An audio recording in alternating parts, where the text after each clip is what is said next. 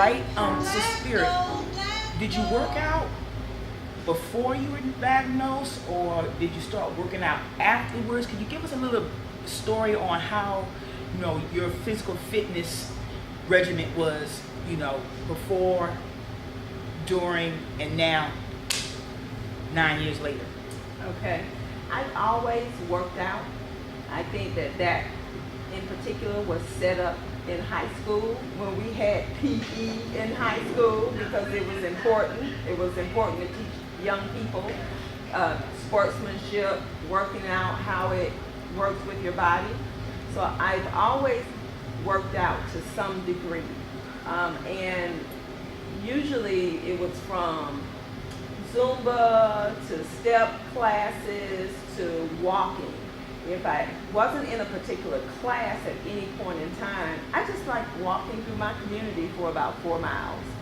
To the degree that I'm out observing my community and learning about my community, and my community was also learning about me, because I would go to the grocery store and people that I didn't know would say, I haven't seen you walking in a couple of weeks. Right. And a lot of people don't realize that people are always watching. People are always watching. Yes. They've been watching before the cameras are watching. Right. Now the cameras watch every move, but your community, your neighbors are always watching.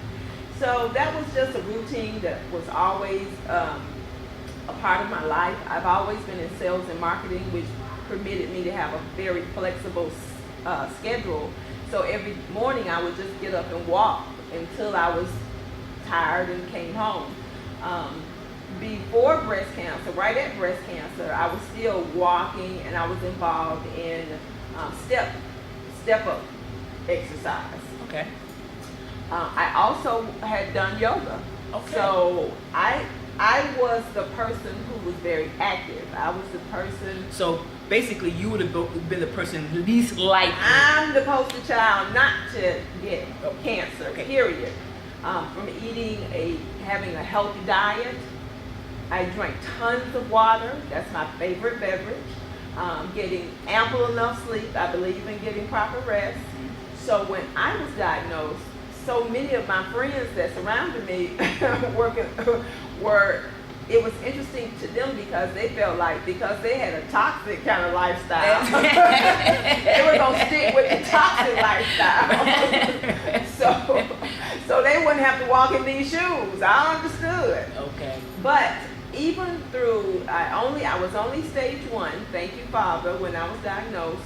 I was told that they wanted to give me the minimum amount of chemo that they could provide, which was 4 treatments. And then I also went through 28 days of radiation. Okay. During that whole journey, the treatment journey, I worked out to some degree. Either I still walked in my community, I again went into yoga a little bit more, just to become more flexible and to focus my mind.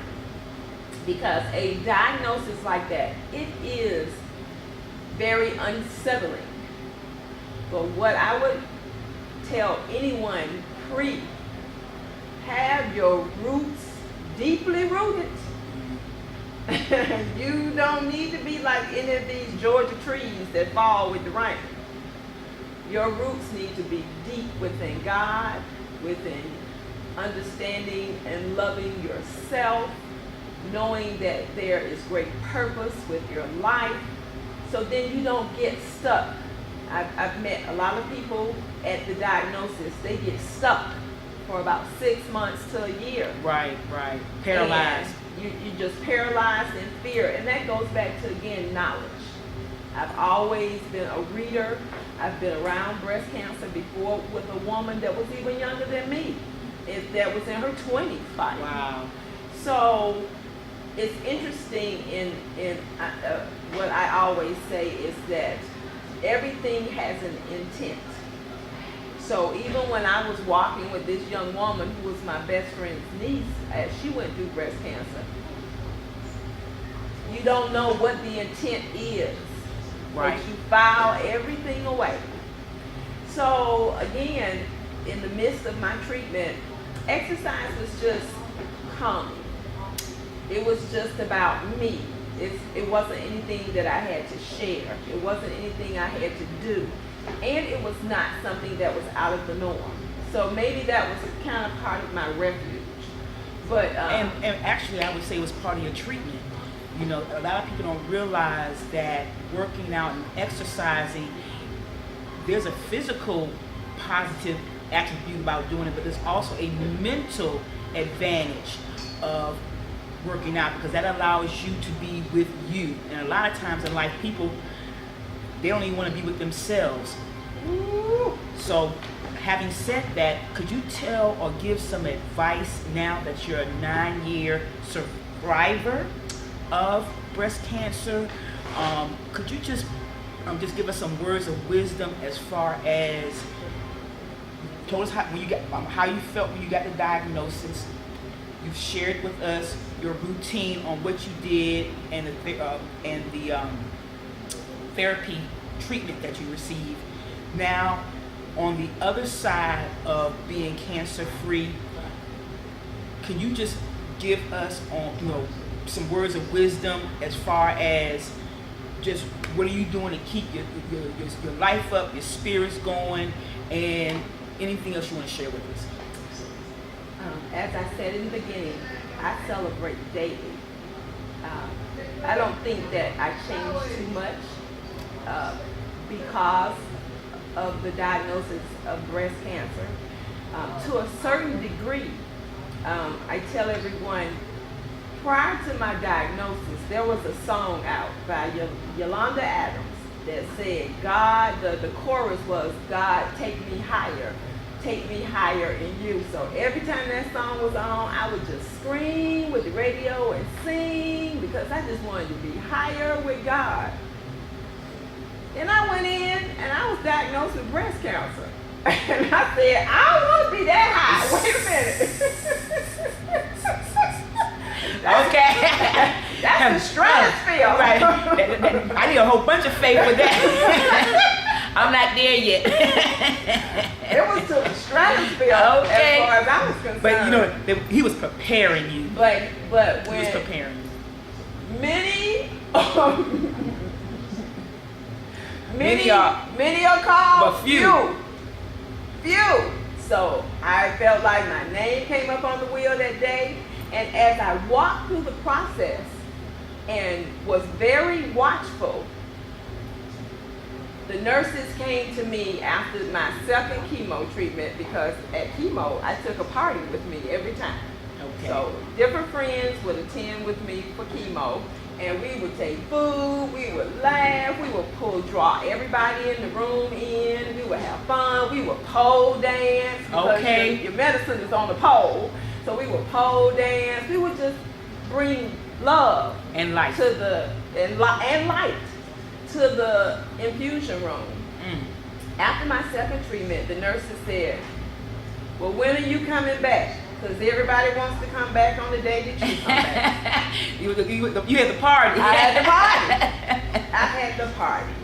So when I really became close to one elderly white man from the country hills of Georgia, okay, it started kind of clicking in. Even you can be used, and you may think it's against you, but nothing is about you anyway. Nothing. So I was open to being used. When I stepped up to the plate to be used, however this was meant to play out, then I was able to just bring love, to bring light, to bring laughter, to bring joy. And that in itself was medicine, not only for others, but for me. Absolutely. It started with me. Absolutely. Being able to give that medicine to myself and then to be able to give it to others. And the one thing I would say about any diagnosis of any illness, the people who surround you follow your lead. Your lead. So lead. Right. Because even that little small piece is him using you. How are you going to lead this? In the midst of it all. In the midst of it all. So going through the treatments and attaching to people and giving people a different perspective of hope. This person said to me, I had decided I wasn't going to do this anymore, but then you came. Right. And I decided I wanted to live. And that in itself, how awesome. Awesome. Because again, you're opening yourself in life to being used. Through it all, again, with exercise, with love, with great support. I have a sign in my yard that says, it has a large breast cancer sign, ribbon in the middle, and it's jeweled. And it says, grace, mercy, prayers, and love. That's what brought me